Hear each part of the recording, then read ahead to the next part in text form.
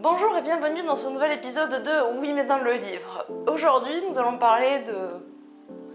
Je suis désolée, je n'arriverai pas. Les chatons, où vous êtes? Maman a besoin d'un soutien émotionnel là. Ah, ça va mieux. Aujourd'hui nous allons parler de Lucerys Velaryon. Et nous allons avoir besoin d'un grand soutien émotionnel.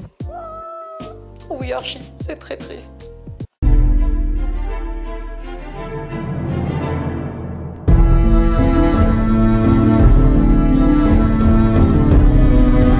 Lucerys a un destin très similaire dans les deux médias.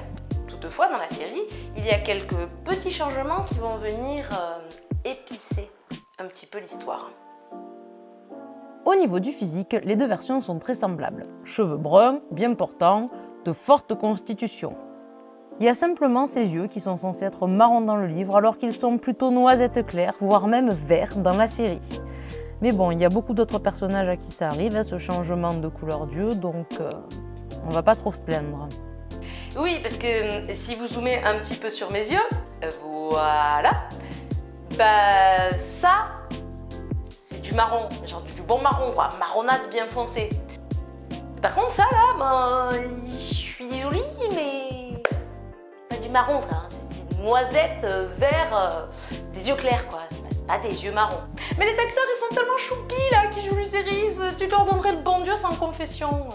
Si c'est bien lui qui crève l'œil d'Aemon, les circonstances sont légèrement différentes dans le livre.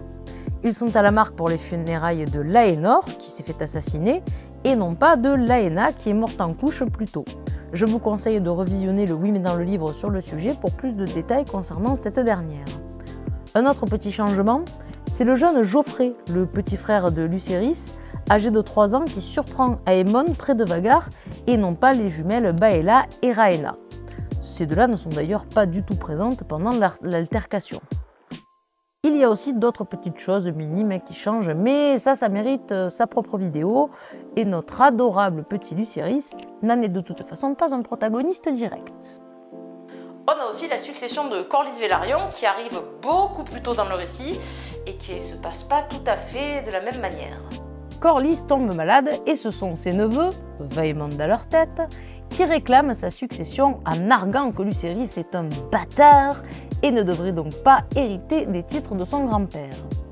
Oui, parce que Vaemond, à l'origine, c'est l'aîné des neveux de Corlys et non pas son frère comme dans la série.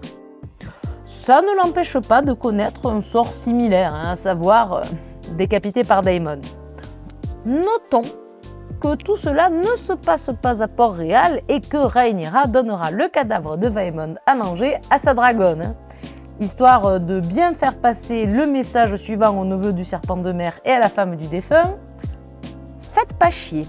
Alors visiblement le message était encore trop subtil pour eux, parce que ces abrutis sont allés voir Viserys et lui ont tenu à peu près ce langage. Wesh, vas-y ma gueule, tes petits-fils, c'est des bâtards sa mère, ta fille c'est une pute, c'est nous qu'est-ce qu'on doit hériter de tout ce qu'il a Corlys. Donc vas-y, tu dis que c'est nous qu'on hérite. Viserys, il les a écoutés tranquillement, puis il leur a fait arracher la langue une fois qu'ils avaient fini.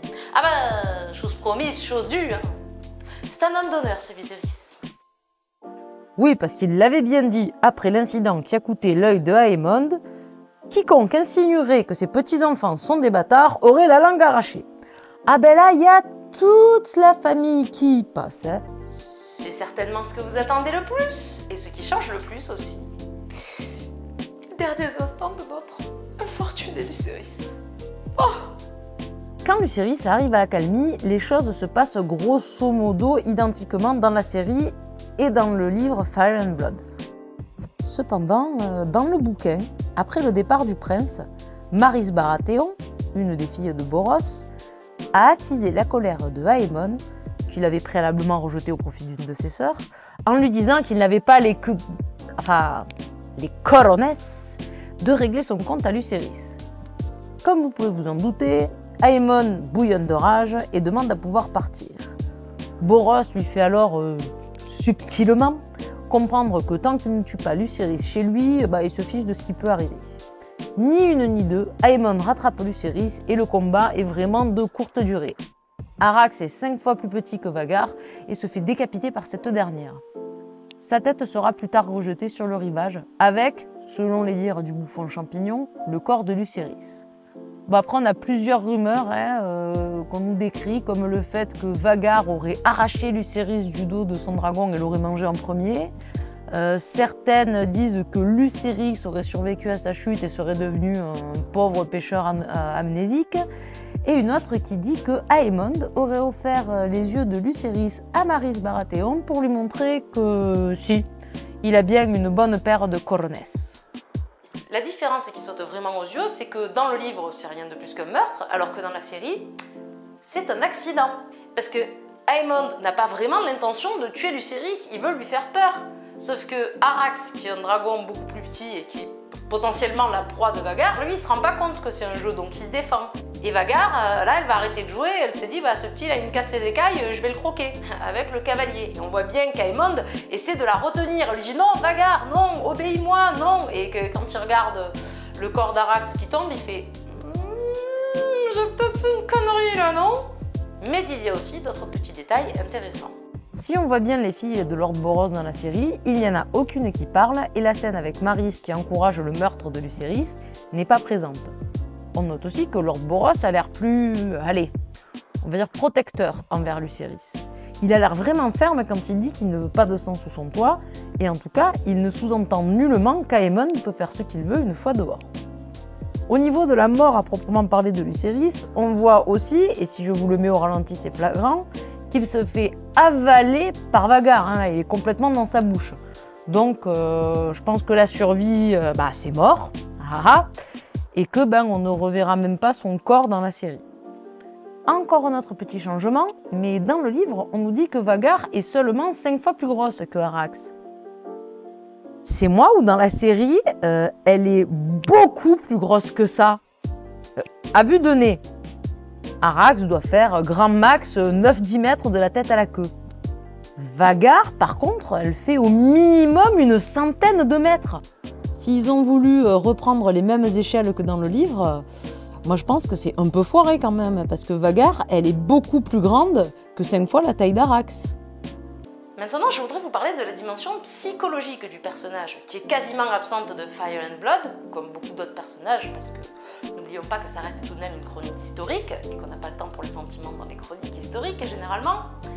Alors que dans House of the Dragon, ce gosse a une personnalité ultra attachante. On ne peut pas faire autrement que d'avoir de l'empathie pour lui. C'est un petit garçon vraiment adorable qui dit qu'il ne veut pas prendre la place de Corlys parce que ça veut dire que ce dernier doit mourir. Il défend son frère et ses cousines alors que c'est le plus petit et c'est lui qui arrive à amocher Aemon.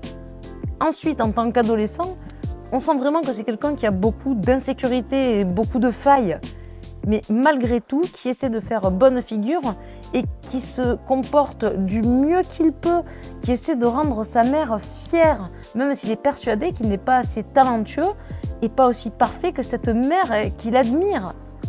Et puis sa relation avec Rhaenyra, oh mais c'est tellement beau! Mais on voit qu'il y a une affection toute particulière entre deux. Et vraiment, il faut féliciter les deux acteurs qui incarnent Lucerys et qui sont juste parfaits. Surtout Elliot Griot qui joue vraiment mais très bien. Et on sent vraiment qu'il y a un truc avec Emma Darcy. Tous les deux, ça colle. L'aspect psychologique de Lucerys est un très bon ajout de la série par rapport à son matériel source. Parce que dans le bouquin, Lucerys, il est vraiment survolé. On ne le connaît pas plus que ça, on ne s'attache pas à ce personnage. Il y a juste son destin qui nous est raconté. Alors que là, vraiment, on peut vraiment s'y attacher. C'est un très bon ajout. Et pour une fois, et je le dirai pas souvent, mais pour une fois, oui, la série a fait beaucoup mieux que le matériel source. Ah non, mais c'est pas une vanne, il n'y a pas de blagues qui viennent après, hein. Pour une fois, c'est comme ça. Je vous remercie d'avoir regardé cette vidéo sur le plus choupinou, trop mignon d'amour choupi des fils de Rhaenyra. Oui, parce que comme vous l'auriez pas remarqué, j'aime bien le personnage de Lucerys. Je vous rappelle également que vous pouvez vous abonner en cliquant ici ou regarder nos anciennes vidéos en cliquant ici. Moi, je vous souhaite une bonne fin de vacances et je vous dis à ciao!